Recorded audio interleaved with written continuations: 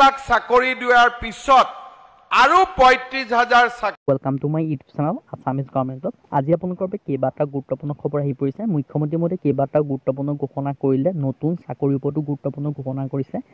আজি যি আপোনালোকৰ 23/১/২০২৪ তাৰিখে মানে 23 জানুৱাৰী তাৰিখে আপোনালোকৰ যিখন যোৰহাটত এখন সভা আছিলে, ৰেচন কাৰ্ড বিতৰণী সভা, তাত আপোনালোকৰ মুখ্যমন্ত্ৰী মহোদয়ে নতুনকৈ আপোনালোকৰ ৩৫,০০০ চাকৰি হ'ব বুলি ঘোষণা কৰিছে। লগতে আপোনালোকৰ ADR আপোনালোকৰ এক্সাম সম্পৰ্কীয় এটা আপডেট দিছে। লগতে আপোনালোকৰ আছাম পুলিচৰ এক্সাম সম্পৰ্কীয় আপডেট দিছে।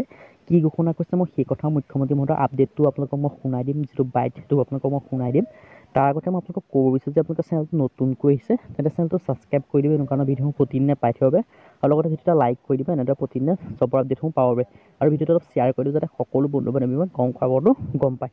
মুখ্যমন্ত্ৰী মহোদয়ে কি ঘোষণা কৰিছে মই আপোনালোকক শুনাই দিছোঁ। তাৰপিছত আমি ডিটেইলছে ভিডিঅ'টোৰ কথা আজি আলোচনা কৰিম। ১ লাখ চাকৰি দিয়াৰ পিছত আৰু ৩৫,০০০ চাকৰিৰ আমি এপ্লিকেশ্যন কৰিছোঁ।